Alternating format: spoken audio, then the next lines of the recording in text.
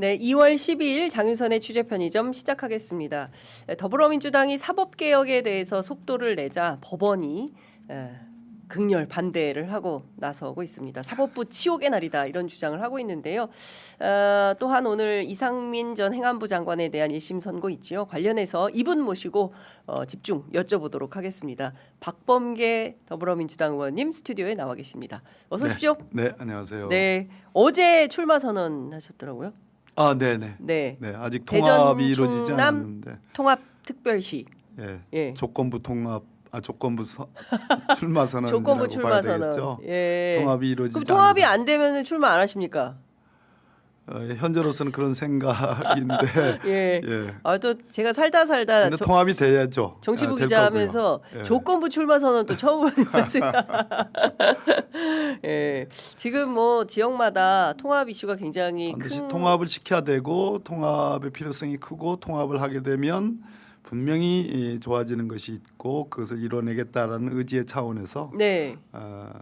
출마 선언을 했습니다. 그렇군요. 오늘 대통령 여야 대표 회담 네. 예정돼 있는데요. 이 자리에서도 행정통합 이슈가 크게 당연히 거론되겠죠. 예. 장동혁 대표의 스탠스가 반대인지 찬성인지 불분명한 지금 이제 대전 충남의 현직 도지사 시장들이 사실상 반대를 하고 있는 거거든요. 아니 자기들이 먼저 자기들이 먼저 하자고 했던 했는데 거 자기들 아닙니까? 내용대로 안 됐다. 이것을 명분으로 삼고 있는데 어머나. 그건 선거에 불리하고 있다. 불리하다. 불리하다라는 그런 예. 진단인데 그러다 보니까 예. 뭔가 이슈를 만들어야 되고 쟁점을 만들어다 보니까 이제 지금 이제 저렇게 사실상 반대 아닌 반대를 하고 있는 건데 예. 장동혁 대표도 그런 뭐 시도지사의 의견을 충분히 들었지 않았을까요? 그래서 대통령께서는 뭐 이대로는 답이 없다. 그래서 지방 주도 성장해야지 전체적인 국민 GDP가 올라간다라는 거 그런 관점에서 얘기한 건데 대통령께서는 설득하려고 하실 거고 장동혁 대표는 쉽게 그럼 대통령 뜻이 그렇습니까? 그러면 우리도 따르겠습니다. 하기는 쉽지 않겠죠. 예, 그래서 중요한 고비라고 생각합니다. 네. 그 장동혁 자랄 의원님 네, 맞죠? 예. 네. 그동안 뭐 단식하고 박근혜 전 대통령 왔다 가서 뭐 그 해단하고 뭔가 좀 그 극우적 상황에서 바뀌나 했더니 또 그런 것은 아닌 것이고 뭐 이런 좀 오락가락 상황인데요. 오늘 왜 오겠다고 했을까요? 무슨 얘기 하려고 온다고 했을까요? 일단 장동혁 대표라는 사람이 네. 국회 파견 나온 판사였단 였잖아요. 말이에요. 예. 그때 제가 많이 이제 법사위에서 많이 일을 할 때였는데 네. 심지어 뭐 대전에서도 출마를 한 적이 있죠. 유성구에서 제 지역구는 아니지만 네. 뭐 그 당시 사실은 이제 정치 뜻이 있어가지고 뭐 간접적으로 저에게 이제 SOS도 한 그런 간접적인 그런, 도와주세요, 형님. 네, 뭐 그렇고 자기는 민주당 성향이다라는 그런 직접적으로 제가 들은 얘기는 아니지만 예. 그런 분위기도 이제 전달되고 그랬는데 예. 그러다가 이제 저쪽에 지금 김태흠 지사 지역구를 물려받아 가지고 보궐로 당선되고 한동훈이라는 이제 뭐 소위 비대위원장의 그 줄을 타서 네. 거의 2인자처럼 이렇게 하다가 예. 이제 한동훈의 등을 치고 예. 완전히 등을 돌아서고 본인이 이제 당권을 먹잖아요. 네. 그러니까 아까 말씀하신 것처럼 오락가락이죠. 네. 정치적 일관성이나 철학 이런 것들이 일관되지 않고 오락가락인데 왜 그러면 대통령의 이제 이 초청에 응했을까? 예. 아마 그 과거에 이제 야당 대표들이 대통령과 어떤 회담을 할 때는 뭔가 분명한 선명한 노선 어떤 주장을 하고 그것 중에 한 5개를 요구했을 때 하나 정도는 받아내는 성과가 있지 않으면 네. 오히려 안 만나느니 못한 맞아요. 그래서 비판을 많이 받죠. 맞습니다. 왜냐하면 우리가 야당할 때 그랬습니다. 네. 우리는 선명성을 그쵸. 주장하니까. 근데 왜 만났어? 뭐 이런 얘기 장동혁 있었죠. 입장에서는 그렇게 주장할 선명성이 없는 거라요. 오락가락이니까. 예. 그러니까 그 포커스는 예. 대통령 만나는 기사만큼 큰 기사가 어디 있겠습니까? 아. 그런 관점에서는 장동혁 대통령은 잃을 게 없다라고 생각할 가능성이 높다라고 네. 봐야 되겠죠. 무슨 철학적인 어떤 대립을 해서 대통령으로부터 양보를 받아낸다든지 뭐 그런 차원으로 만나는 건 아닌 것 같습니다. 인기 많은 국민들한테 사랑받는 대통령 옆에서 사진 기사 하나 만들기용. 네, 장윤선 기자님답습니다. 아니, 저는 제목을 그렇게 표현하는데 그 비슷한 느낌이 들어요. 사진 찍고 아무튼 단식 아닌 단식 같은 그것의 후과로서 자기의 어떤 정치적 존재를 대통령의 그림을 통해서 보여주기 위한 그런 만남이 아닌가 하는 생각이 그렇군요. 자, 속보 들어와 있는데요. 반도체 훈풍에 코스피 최초 5,400 돌파했다는 소식 들어와 있습니다. 자, 의원님께 여쭤보고 싶었던 것은 최근에 줄줄이 무죄 행렬이 있습니다. 특히 김건희 씨 유관자들이 왜 이렇게 다 무죄 판결을 받는 것이냐. 누가 보더라도 유죄 심증으로 판사가 볼 듯한데 어떻게 이런 법리를 적용해서 이렇게 하지? 물론 김건희 특검팀이 수사를 부실하게 한 거 아니냐 비판도 있습니다. 전직 판사신데요. 어떻게 보십니까? 내란 특검하고 김건희 특검이 다르죠. 네. 내란 특검은 고검장까지 지낸 조은석 검사 출신의 특검이고 김건희 특검은 민중기 서울고등법원장 법원장을 했던 민중기 이제 특검이란 말이에요. 그러면 민중기 특검 입장에서는 자신의 명예가 걸린 그리고 개인적으로 전 너무 잘 알고 괜찮은 좋은 평가를 받는 분입니다. 더군다나 평생을 법관으로 일했기 때문에 이 기소를 하면서 그 수사 기록을 주요 사건에 관해서는 다 봤을 가능성이 높다. 즉 평생을 법관을 지낸 특검의 눈을 통해서 그 프리즘을 통해서 통과된 기소건이기 때문에 안 그랬다면 민중기 특검은 직무유기죠. 네. 그래서 법리든 사실관계든 충분히 잘 검토를 해서 이건 유죄가 나올 만하다. 나올 거를 확신하고 기소한 건데 그거를 연거푸 지금 뭐 공소기각도 하고 지금 무죄를 하는 거예요. 무죄 중에 김상민 검사 같은 경우에 증거가 없다. 본인의 그 자력이 통장에 잔고가 없다. 세상에 통장 잔고 넣고 그 통장에서 쏙쏙 다 증거 그대로 드러나게끔 다 보여주면서 그렇게 뇌물 갖다 바치고 물건 사고 그럽니까? 그러니까 이걸로 봐서는 역시 이 법원이 말 그대로 작심하고 봐주는 판결을 하고 있다. 그것이 유독 김건희와 관련된 사건에서 그렇게 보인다. 그래서 저는 부실 수사라기보다는 부실 조은석 특검도 잘한 건 있습니다. 잘했습니다라는 건 인정을 해줘야 돼요. 그러나 부실 수사 부분이 어느 부분이었느냐 검사들과 관련된 것에 있어서는 충분히 나가지 않았고 특히 그 누굽니까 법무부 장관 했던 박성재와 관련된 수사 그리고 사인 회동, 그 이제 안가 사인 회동, 실제는 5인 회동이었죠. 그 수사에 대해서 더 나가지 못했던 거 그런 것들은 부실 수사라는 비판을 하는 거지 전체적으로 99%는 잘했다. 근데 민중기 특검에 대해서는 아까 제가 말씀드렸는데 그거에 대해서 지금 법원이 그렇게 하는 것은 이 사실관계를 보는 그 눈, 소위 무죄 추정의 원칙이 적용돼서 아주 엄격한 증명을 우리 형사소송법의 법리상으로 그렇게 되어 있습니다.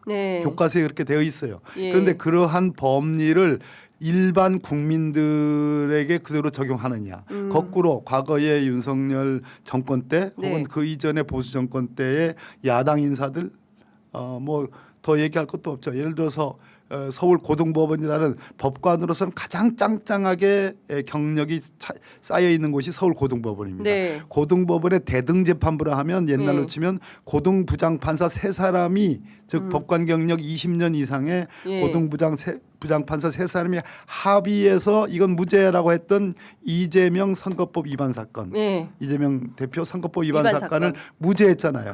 짱짱하게 판결문을 썼잖아요. 그거를 불과 며칠 만에 합의해서 9일 만에 파기환송해서 유죄 취지로 넘겼잖아요. 이런 식으로 사실관계와 법리를 보는 대법원인 이상은 지금 김건희와 관련된 이 특검의 무죄 판결, 공소기각 판결은 네. 말 그대로 짜고 짜서 봐주기 위해서 법리를 네. 구성하고 사실관계를 보는 것이다. 법원의 문제가 훨씬 더 심각한 거다. 전직 판사님이신데 법원 안 봐주시네요. 심각하다. 아 이거는 네. 참을 수 없는 정도에 이르렀어요. 왜 그런 거 아니? 예. 결과적으로 내란 전담 재판부, 내란 전담 영장 판사가 이제 법원이 아무리 저항의 몸짓을 하더라도 네. 2월 말이면 구성되게 될 수밖에 없어요. 예. 그렇기 때문에 지금 현재의 저러한 어떤 저항의 몸짓이라는 거는 결국 내란 전담 재판부법에 대한 저항, 네. 또 재판소원법에 대한 저항, 또 뭐 대법관 수를 늘리는 것에 대한 저항, 네. 법원 행정처를 뭐 슬림화하거나 외부 인사로 만드는 것에 대한 저항, 즉 사법개혁에 대한 저항이다. 네. 더 들어가 보면 사법개혁이라는 문제가 왜 다시 검찰개혁 못지않게 드러났느냐? 예. 그것은 지난 12.3 내란의 깊은 그 맞습니다. 원인 중에 예. 하나 작용하고 있는 것이 결국은 예. 사법부가 제대로 역할을 하지 못한 것에 대한 반성이 있는 거거든요. 그렇습니다. 그러니까 사실 이번에 새로 임명된 권창영 특검이 2차 종합특검을 통해서 집중적으로 파내야 될 것은 검찰의 내란 개입 그리고 사법부의 내란 개입과 관련된 부분을 과연 밝혀낼 수 있을 것이냐. 이분도 판사 출신인데 네.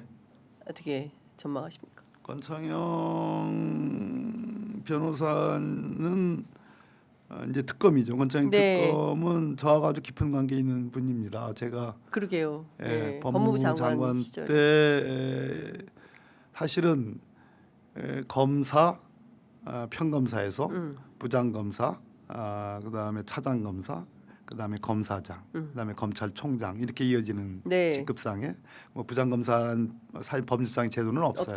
없지만. 그래서 이제 그 인사를 하잖아요. 네. 인사를 하면 당연히 검찰청이라는 것이 소위 이 사법 관료 네. 조직화돼 가지고 검사 아닌 사람은 부장 검사 될 수 없는 거고 예. 검사 아닌 사람은 차장 또는 불가하죠. 검사장 될 수가 네. 없는 그런 네네네네. 구조로 지금까지 왔어요. 근데 그 법은 없는 거예요. 예. 그래서 권창영 이번 특검을 변호사를 제가 검사장으로 임명하려고 했는데 난리가 났어요. 예. 검사도 아닌 사람을 네, 난리가 났습니다. 그래서 난리가 나가지고 결과적으로 검사들이 들고 일어난 거죠. 들고 일어나는 거죠. 그러니까 아무 때나 다 들고 일어나요.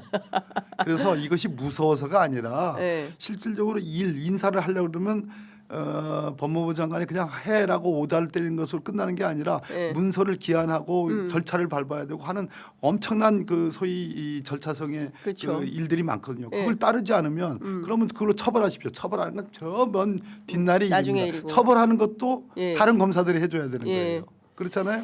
그러니까 안 되는 거예요. 그래서 그 검사들은 권창영- 왜 이렇게 잘 들고 일어납니까? 예, 진짜. 아유. 그래서 권창영 변호사를 제가 중대재해처벌법을 제대로 시행하기 위한 그 특별위원회 예. 위원장으로 임명을 그러니까요. 한 분이에요. 근데 예. 쪽집게 같은 법리의 소유자입니다. 쪽집게 법리. 예, 그렇기 때문에 법리로 이렇게 뭐 깨지는 그런 일은 법원에 없을 가서 것이다. 깨지는 일은 없을 것이다. 굉장히 예. 공소기각은 없겠네요, 최소한.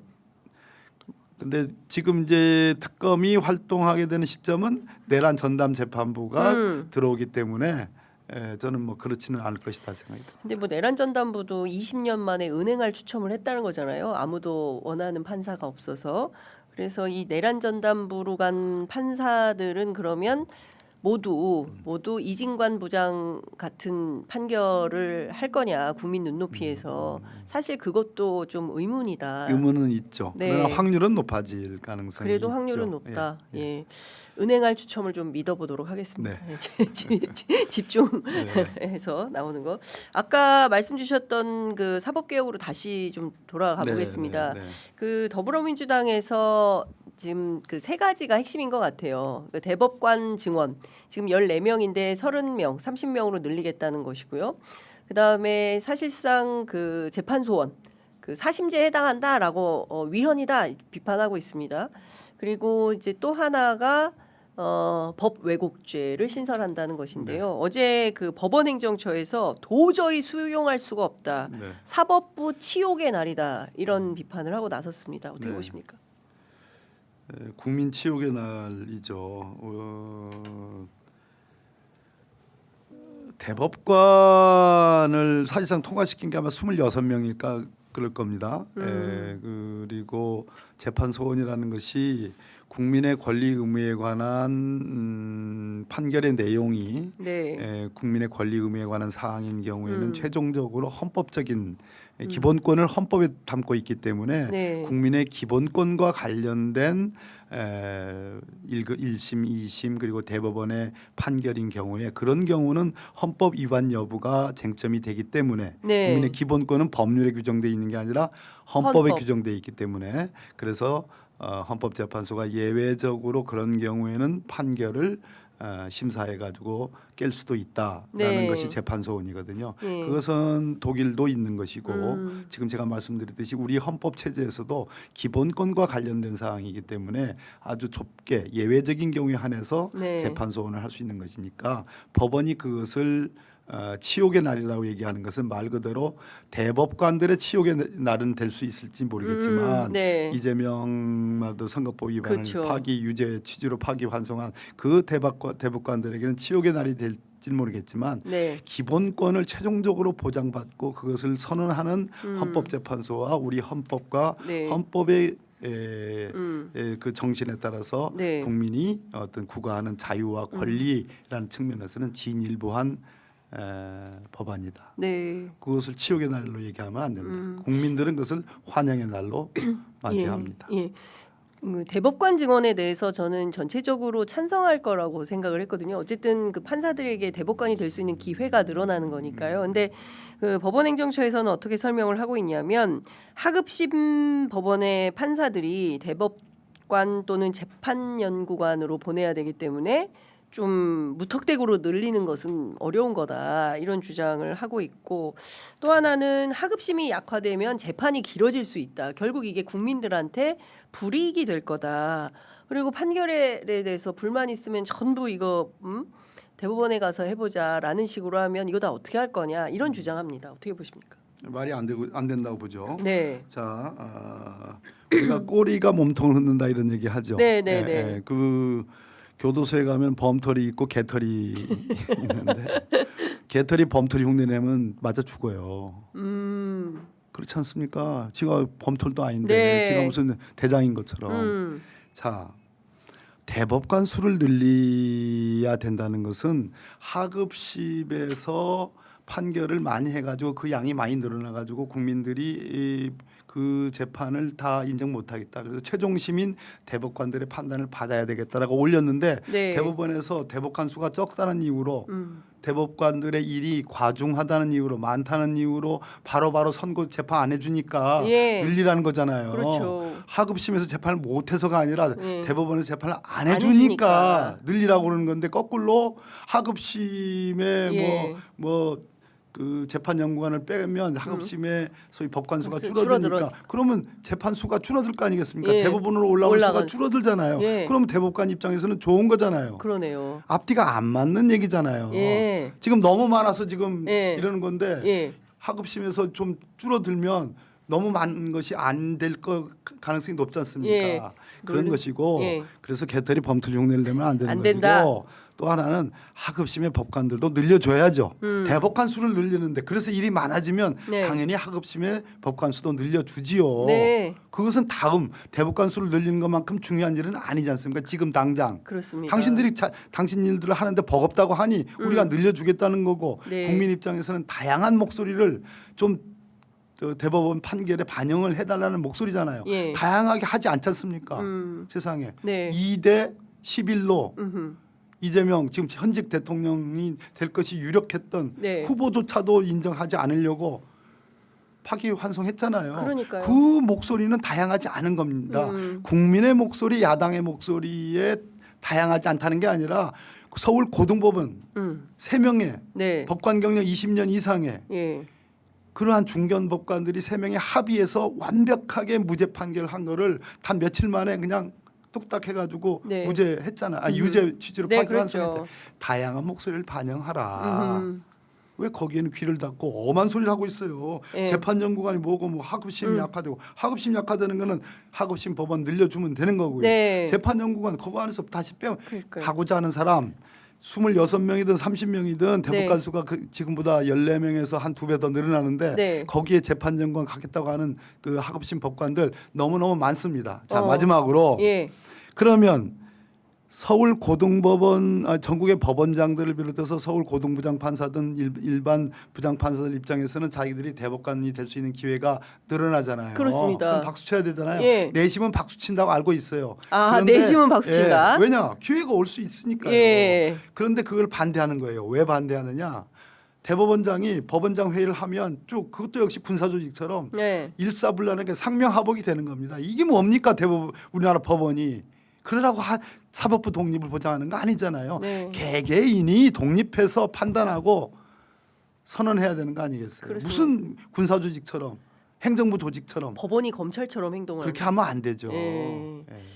그러니까 참 그 한때 오늘 너무 세게 얘기하는 것 양승태 같은데. 아닙니다. 예. 판사님 아닙니다. 네, 네, 그렇습니다. 그 한때 양승태 대법원 시절에 상고법원도 만든다고 했었지 않습니까? 일이 너무 많아가지고. 그러니까. 그걸 그러니까 늘려준다는데. 했던 사람들이 늘려준다는데 왜 반대하냐? 너무 앞뒤가 안 맞는다. 역시. 말씀 주셨습니다. 저는 길게 얘기하는데 짧은 말로 그렇게 잘 정리는 양승태 하니까 딱 예, 끝나네요. 제가 기자를 좀 하고 있습니다. 예, 예.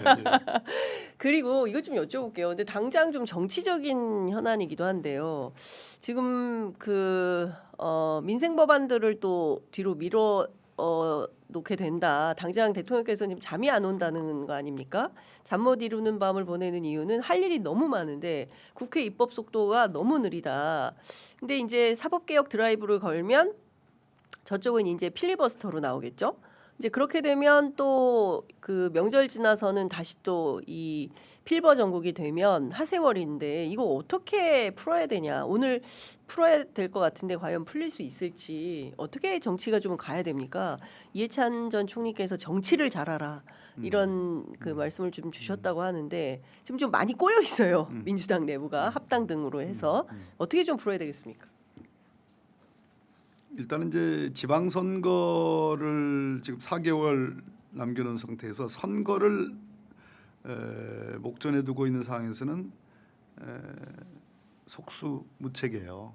속수무책. 방법은 없습니다. 정치하다가는 지금 우리가 국민 주권 정부의 성격을 명확히 네. 해야 되는 거예요. 그거는 지난번 촛불혁명을 통해서 박근혜를 퇴진시키고 문재인 정부가 들어섰듯이 이번 역시 비치 혁명을 통해서 이재명 국민 주권 정부가 탄생한 거예요. 네네네. 대통령 잠 안 주무시고 지금 일하는 거 눈에 보이잖아요. 예. 공개 회의하는 거 저도 뭐 공개 회의 하려고 하면 자료를 보지 않으면 공개 회의 못 합니다. 전국에 생중계되는데 대통령 국가 원수 대통령이 전국에 생중계되는 데서 엄한 소리 했다가는 난리 나잖아요. 난리 나죠. 그러니까 제가 보는 게 평균 한 4시간 정도밖에 안 자는 것 같아요. 평균 4시간. 네, 제 생각에는 그래요. 예. 심지어 뭐 일설에 의하면 새벽 1~2시에도 이 저 장관들에게 예. 국회의원들에게 뭐 이런 뭐 지적도 하고 뭐 자료 요구도 하시고 한다고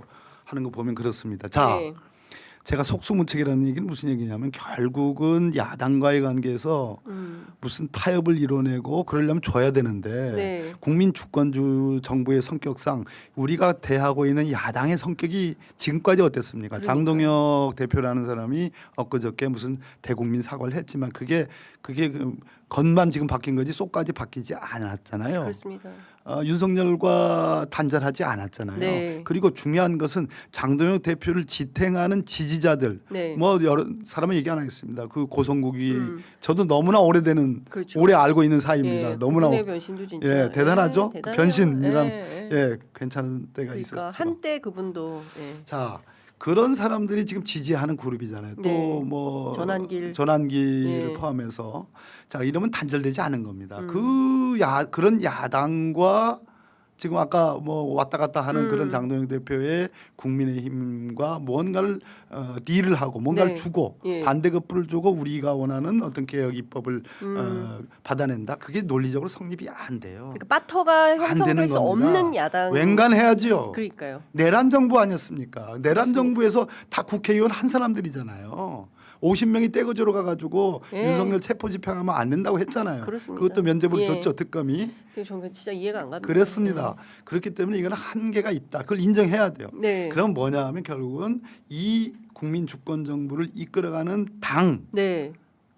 서포트하는 당이 일사불란하면 되는 겁니다. 우리가 필리버스터 예. 하루면 돼요. 하루면 끝나지 않습니까? 예.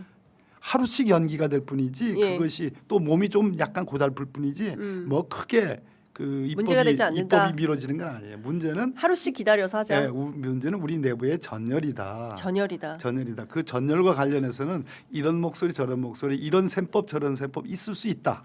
있을 수 있다. 예를 들어서 합당제의 네. 뭐 대표라면 그런 어젠다 던질 수 있다. 그러나 한번 들어보고 예. 그것을 수치로 예. 무슨 여론조사의 수치 예. 내지는 무슨 뭐 당원조사 투표? 내지는 무슨 여론조사 뭐 이런 것으로 딱 결판을 내자라는 게 아니고 예. 공감대를 형성해. 형성해가는 노력 또 함께 기울이자. 그래서 네. 반대하는 사람도 좀 예. 어우르고 또 찬성하는 사람도 좀 목소리를 좀 들어보고. 대표가 던진 얘기니까 예. 그런 속에서 그러나 우리가 국민주권 정부를 성공시키겠다는 이 공감대만은 명확하다. 자 그러면 합당 얘기 나왔으니까 저도 네. 뭐 약간 합당에 대해서는 신중론 내지는 좀 부정적인 견해를 네. 밝혔습니다만 저는 조국 대표가 어제 화답한 거는 다행이라고 생각합니다. 근데 아무튼 지방선거 중에 합당 논의는 중단됐습니다. 네. 이제 그거는 끝난 거죠. 네. 그래서 지방선거의 결과에 따라서 예. 이 합당의 문제는 또 다른 풍향계를 또 탈 수 그렇겠죠. 있는 거죠. 예. 그러나 준비는 양당에서 준비를 할 겁니다. 예. 그 준비의 핵심은 뭐냐? 예. 지분 나눠먹기가 아니고요. 공감대를 어떻게 형성하느냐. 그 공감대는 이재명 정부 국민 주권 정부가 1년 동안 내놓은 소위 국정 과제들 특히 대통령이 오래 강조했던 지방 중심의 지방 주도 성장 또는 무슨 혁신 성장 네. 또는 창업 중심 사회로의 예. 이행 뭐 이런 것을 이런 어젠다를 놓고서 조국 혁신당이 얼마만큼 공감대를 보여줄 것인가라는 네. 것이 저는 합당의 필수적인 요건이라고 생각을 합니다.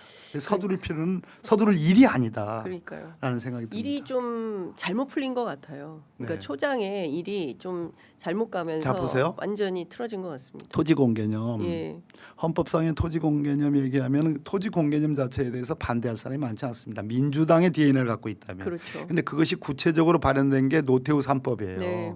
소위 택지 소유 상한에 관한 법률 또 토초세법이라 해서 토지초과 이득세법 이득세. 그다음에 개발이익 환수제 이 세 가지인데 개발이익 환수제만 빼고는 네. 위헌 헌법 불합치 판정이 났습니다. 헌법재판소에 의해서. 예. 근데 그걸 조국 대표가 들고 나왔어요. 예. 근데 이 부분도 그렇게 들고 나오는 게 아니라 합당에 관한 논의가 있는 과정에서 나온 거잖아요. 예. 그럼 이거는 공감대를 형성하는 작업들이 먼저 필요하다. 알겠습니다. 28분이어서 근데 이건 또 여쭤봐야 될 것 같아요. 조희대 대법원장이 오늘 아침 출근길에 기자들과 만나서 재판소원법은 국민들에게 큰 피해가 될 거다. 국회를 설득하겠다. 이런 입장을 밝혔습니다. 대법원장이 국회를 설득하겠다. 통과되지 않도록. 설득될 리도 없지만 네. 그것은 뭐 당신의 마음이고 예. 아까 제가 말씀드렸죠. 국민들에게 왜 피해가 갑니까? 재판소원이 왜 국민의 기본권과 관련해서 그 판결이 설사 대법원을 거쳤다 하더라도 네. 그것이 기본권을 축소하거나 기본권을 침해하는 내용이 들어있으면 예외적으로 헌법재판소에 의해서 권리구제를 받을 수 있는 예외적인 문을 남겨놓는 건데 네. 그게 국민에게 도움이 왜 되면 됐지 됐지. 왜 그게 국민에게 피해가 갑니까? 그런 식으로 말씀을 호도라고 그러죠. 호도. 예. 하시면 안 되는 거죠. 예. 대법원장이 국민들에게 호도해서는 안 된다라는 말씀 좀 주셨습니다. 아유 30분인데 요거는 끝으로 여쭤봐야 될 것 같아요. 중수청, 공소청 법안 특히 뭐 이거는 뭐 다 넘어간다 하더라도 지금 남아 있는 것 중에 하나가 이제 보안 수사권 아니겠습니까? 이제 정청래 대표 어제 당에서 정한 보안 수사 요구권 이것을 청와대가 좀 존중해 주시라, 정부가 좀 존중해 주시라 얘기를 했어요. 어떻게 될 것 같습니까? 대통령께서 예외적으로 딱 하나 예외를 말씀하셨어요. 공소시효가 내일 모레면 예. 끝나는데 것들. 보안수사 요구를 해서 경찰로 넘겼다가 언제 되냐 그게. 또는 중수청으로 넘겼다가 다시 받으면 공소시효가 도과되는 게 도과된대. 명백한 상황에서는 어쩔 수가 없는 거죠. 예. 이런 예외적인 게 있을 수 있습니다. 아. 그러나 일반적으로는 보안수사 요구권이 맞겠다. 예. 다만 그 보안수사 요구는 현재 재수사 요구, 보안수사 요구 현재도 있습니다. 네. 그런 경우에 경찰이 따르지 않아도 되는 사실상의 기속력이 없는 예. 구속력이 없는 보안수사 요구인데 예. 그 보안수사 요구는 구속력이 있는 보안수사 요구를 하게 되면 네. 정부가 걱정하는 것은 피할 수 있다라는 알겠습니다. 말씀이 길이 됩니다. 있네요. 자, 오늘 오후 2시 이상민 행안부 장관 1심 선고 있습니다. 전 그거 물을 줄 알고 형사합의 32부 류경진 판사인데요. 아유, 31분 간략하게 말씀 주십시오. 허석권 전 소방청장이 야무지게 증언을 했어요. 예. 이 비유를 이렇게 했죠. 옛날로 치면 성에 들어가는 물과 쌀을 곱기를 끊는 것이다. 맞아요. 그거는 상상을 해서 허위로 증언할 수 없는 내용이죠. 판사들은 바로 그런 점을 유심하게 봅니다. 캐치해서. 그래서 무죄가 나오면 이거는 진짜로 봐주려고 작심하고 하는 거니까 말이 안 되는 거고 유죄가 나올 가능성이 높다. 예. 허석권 전 소방청장이 거짓말할 이유가 없는 것이니까 네. 너무 구체적인 네. 증언이기 때문에 그럼 형량이 문제되는데 그렇습니다. 15년 구형됐죠. 예. 형량은 뭐 한 8년에서 10년 정도로 이렇게 탐착군이 형성될 가능성이 있다고 봅니다. 8년에서 10년. 10년 선고될 것이다. 알겠습니다. 여쭤볼 게 너무 많았는데 지금 다 못 여쭤봐서 네. 다음 주에 한 번 더 다음 주에 명절이라서 부르시면 제가 네. 뭐 대체로는 나왔습니다. 알겠습니다. 네. 또 모시겠습니다. 다른 매체보다 훨씬 여기 네. 출석률이 높아요. 늘 감사드리고 있습니다. 네. 고맙습니다. 네, 감사합니다.